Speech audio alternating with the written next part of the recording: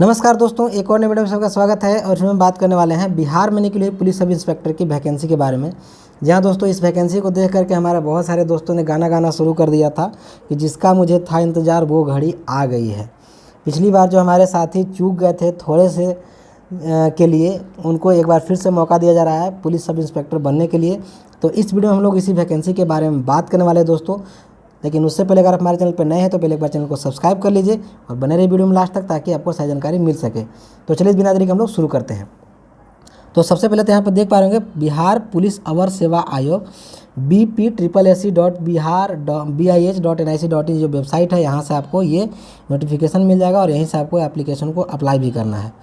अब यहाँ पे देख लीजिए क्या लिखा हुआ है कि बिहार सरकार गृह विभाग आरक्षी शाखा में पुलिस अवर निरीक्षक के रिक्त पदों पर प्रतियोगिता परीक्षा के आधार पर सीधी नियुक्ति हेतु विज्ञापन ऑनलाइन आवेदन पत्र प्राप्त करने की अंतिम तिथि 5/11/2023, माने कि अगले महीने की 5 तारीख तक आपको इसको अप्लाई कर देना है। लास्ट डेट है इस वैकेंसी का।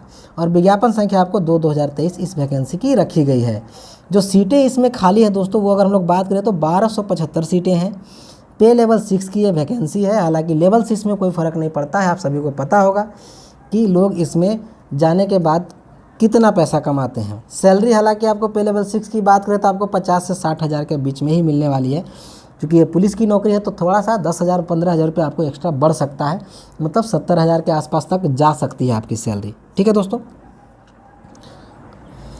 अब ये जो वैकेंसी दोस्तों वो कम्प्लीटली ऑनलाइन भरी जाएगी और ऑनलाइन की जो डेट है आपको 5/10/2023 से शुरू हो जाती है। यानी कि 5/10/2023 से आप इसको अप्लाई करना शुरू कर सकते हैं और 5/11/2023 तक इसको आप अप्लाई कर सकते हैं। तो जो भी हमारे साथ एलिजिबल हैं वो जितना जल्दी अप्लाई कर लेंगे उतना बेटर है, क्योंकि लास्ट टाइम में आपको पता होगा कि बिहार का सर्वर भी डाउन हो जाता है और सभी सर्वर्स की तरह। तो अगर आप एलिजिबल है, भरना चाहते हैं तो पहले ही भर लीजिएगा। आगे हम लोग देख लेते हैं इसको भरने के लिए आप पात्रता क्या चाहिए, कि आपको मतलब योग्यता क्या होनी चाहिए इस वैकेंसी को भरने के लिए। सबसे पहले तो आपको भारत का नागरिक होना चाहिए। महिला, पुरुष और थर्ड जेंडर सभी इसको अप्लाई कर सकते हैं, इसमें कोई इशू नहीं है। क्वालिफिकेशन की बात करें तो 1/8/2023 तक किसी भी मान्यता प्राप्त विश्वविद्यालय से स्नातक परीक्षा या राज्य सरकार द्वारा मान्यता प्राप्त उसके समकक्ष परीक्षा उत्तीर्ण होना अनिवार्य है। यानी कि आपको कुल मिलाकर ग्रेजुएट होना चाहिए इस वैकेंसी को भरने के लिए।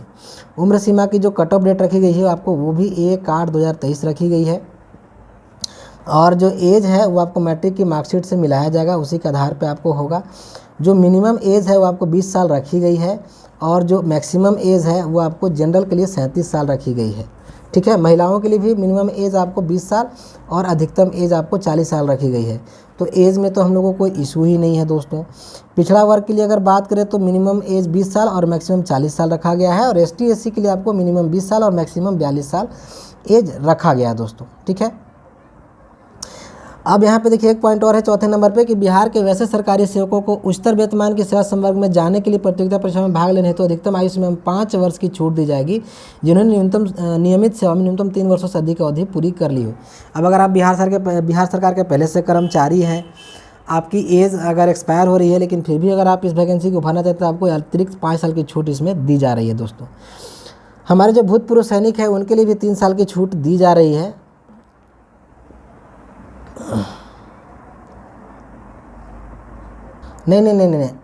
नहीं दोस्तों, ऐसा नहीं है। असैनिक मतलब जो हमारे भूतपूर्व सैनिक हैं उनके लिए 3 साल की छूट नहीं, बल्कि 3 साल अगर आपने सर्विस की है तो आपको 57 साल तक के एज है ग्रुप तक आपको इसमें फॉर्म भरने का मौका मिल रहा है दोस्तों।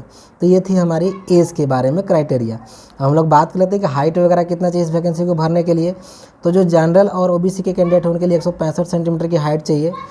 मैं भी भर सकता था लेकिन मेरी हाइट थोड़ी कम है दोस्तों, तो मैं इसको तो नहीं भर पाऊँगा।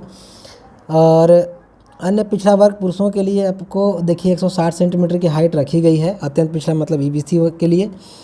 ST SC के लिए भी आपको 160 सेंटीमीटर की हाइट रखी गई है और 155 सेंटीमीटर की हाइट आपको सभी महिलाओं के लिए रखा गया दोस्तों। चेस्ट की बात करें तो बिना फुलाए 81 सेंटीमीटर रखा गया है पुरुषों के लिए, और इसी को आपको 5 सेंटीमीटर एक्सपेंड भी करना रहता है, तो वो आपको टेंशन भी नहीं लिए 81 और यहाँ देखिए फुलाकर 86 सेंटीमीटर है। ठीक है।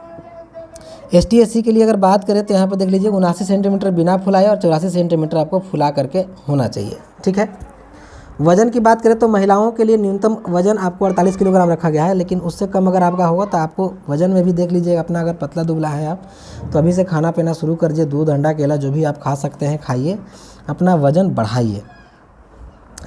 आप यहाँ पे देख लीजिए, एक जो हमारे किन्नर समाज के साथी जिनको इस बार मौका दिया जा रहा है भरने के लिए, उनमें क्या कहा गया है कि अभ्यर्थियों के लिए शारीरिक मापदंड तथा शारीरिक दक्षता परीक्षा को मापदंड पिछड़े वर्ग की महिला अभ्यर्थियों के समान होंगे। मतलब जो पिछड़े वर्ग की जो महिलाएं हैं, जो भी उनका क्राइटेरिया है वही सेम क्राइटेरिया आपको किन्नर के लिए भी अप्लाई होगा। आगे जो नियुक्ति की प्रक्रिया है उसमें आपको सबसे पहले तो आपको लिखित परीक्षा होगी, पीटी होगा। प्रथम चरण में आपको प्रारंभिक परीक्षा होगी जिसमें 2 अंकों का एक प्रश्न पत्र होगा, जिसमें कुल 100 प्रश्न होंगे और परीक्षा की अवधि आपको 2 घंटे की होगी, जिसमें आपको कम से कम 30% नंबर लाना अनिवार्य होगा ताकि आप मुख्य परीक्षा में बैठ सकें। इसमें जो आपका जो सिलेक्शन होगा वो जो सीटें हैं उससे 20 गुना आपको होने वाला है। द्वितीय चरण में आपको मुख्य परीक्षा ली जाएगी, यानी कि मेंस का एग्जाम होगा। मेंस का एग्जाम जो है आपको 2 पेपर होंगे, जिसमें आपको प्रथम पत्र आपको 200 अंकों का होगा जो कि सामान्य हिंदी का होगा और 2 घंटे का होगा, जिसमें 100 क्वेश्चन होंगे और इसमें भी आपको कम से कम 30% नंबर लाना अनिवार्य होगा। अगर उससे कम लाते हैं तो आप ऑलरेडी फेल हो जाएंगे, आगे आपको मौका नहीं दिया जाएगा। जो आपको सेकंड पेपर होने वाला है वो आपको सामान्य अध्ययन का होने वाला है, जिसमें सामाजिक विज्ञान, सामान्य अध्ययन, नागरिक शास्त्र, भारतीय इतिहास वगैरह सारा कुछ पूछा जाएगा, जो कि 100 क्वेश्चन होंगे 200 नंबर के, और इस परीक्षा में भी आपको 2 घंटे का समय दिया जाएगा। निगेटिव मार्किंग भी होगा इसको परीक्षा में दोस्तों, तो ध्यान रखिएगा। मुख्य परीक्षा में जो क्वालिफाई होंगे दोस्तों उनके लिए आपको एक जो सीटें होंगी उसकी 6 गुना आपको इसमें चयन किया जाएगा। और तृतीय चरण में आपका इसमें आपको फिर होगा शारीरिक दक्षता परीक्षा, यानी कि आपको दौड़ वगैरह होने वाली है, जो फिजिकल एफिशिएंसी टेस्ट होती है वो होने वाली है।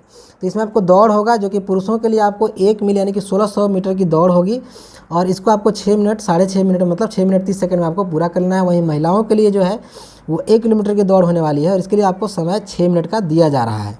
ठीक है दोस्तों, नेक्स्ट जो आपको होने वाला है इसमें आपको ऊंची कूद होगी। तो ऊंची कूद आपको देख लीजिए होने वाली है 4 फीट की पुरुषों के लिए, और 4 फीट से कम कूदने वाले पे आपको असफल घोषित कर जाएगा। महिलाओं के लिए आपको 3 फीट कूदना अनिवार्य होगा।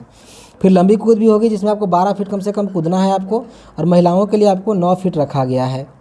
गोला फेंक भी आपको इसमें होगा, जिसमें 16 पाउंड का गोला आपको 16 फीट फेंकना होगा, और महिलाओं के लिए 12 पाउंड का गोला आपको 10 फीट तक फेंकना होगा। तो ये भी काफ़ी मुश्किल है दोस्तों, प्रैक्टिस आपको काफ़ी अच्छा करना पड़ेगा तभी आप इसको कर पाएंगे। ठीक है, और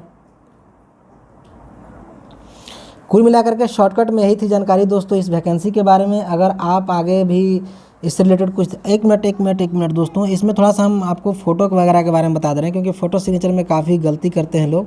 तो ऑनलाइन जो आपको भरना है उसके बारे में हम लोग थोड़ा सा बता दे रहे हैं कि ऑनलाइन आपको कैसे भरना है। तो आपको तो सबसे पहले तो रजिस्ट्रेशन कर लेना है। रजिस्ट्रेशन करने के बाद जब आप अपना फ़ोटो सिग्नेचर अपलोड करेंगे तो यहाँ पे देख लीजिए आपको आवेदक को का फोटोग्राफ रंगीन एवं 2 माह के अंदर खींचा हुआ होना चाहिए, जिसका बैकग्राउंड सफ़ेद हो, जो कि 15 से 20 KB के बीच का JPG और JPG या GIF फॉर्मेट में होना चाहिए। और हस्ताक्षर आपको अंग्रेजी एवं हिंदी में काली या नीली स्याही से अलग अलग, दोनों को अलग अलग करना है, और 15 से 20 KB के बीच में ही आपको इसमें भी होना चाहिए, और इसका भी बैकग्राउंड आपका सफ़ेद होना चाहिए। तो ध्यान दीजिएगा दोस्तों, जो फ़ोटो वगैरह होता है, फ़ोटो वगैरह आप जो अपलोड करते हैं, कभी बहुत लोग उसमें गलती करते हैं। तो मैं तो हमेशा ही अपने वीडियो में बोलता हूँ, जब आप फ़ोटो अपलोड करते हैं तो फ़ोटो का बैकग्राउंड हमेशा वाइट ही रखिए। नॉर्मली हर एक वैकेंसी में वाइट बैकग्राउंड ही मांगा जाता है। तो आप जब फ़ोटो खिंचवाएँ अभी तो किसी स्टूडियो में जाकर के फ़ोटो खिंचवाएं, नॉर्मली मोबाइल से सेल्फी वगैरह खिंचा हुआ फ़ोटो मत अपलोड कीजिएगा, क्योंकि फ़ोटो आपका काफ़ी मायने रखता है। फ़ोटो आपको बनवाना है जो कि आपको जिसमें कि फ्रंट फेसिंग हो एकदम क्लियरली, टोपी नहीं पहनना है, चश्मा नहीं पहनना है फ़ोटो खिंचवाते समय। फ़ोटो में बैकग्राउंड आपका वाइट होना चाहिए, और फ़ोटो में दोनों कान आपको क्लियरली दिखने चाहिए, ऐसा फ़ोटो आपको इसमें लगाना है। साथ ही आपको एकदम सफ़ेद पेज पे हिंदी और अंग्रेजी में अलग अलग साइन करके भी इसमें अपलोड करना है दोस्तों। तो इस तरह से इस वैकेंसी को अप्लाई करना है। तो यही थी कुल मिलाकर के शॉर्ट में इस वैकेंसी के बारे में जानकारी। बाकी जानकारी कैसी लगी कमेंट करके आप बताइएगा। कोई डाउट हो तो आप कमेंट करके मुझसे पूछ सकते हैं।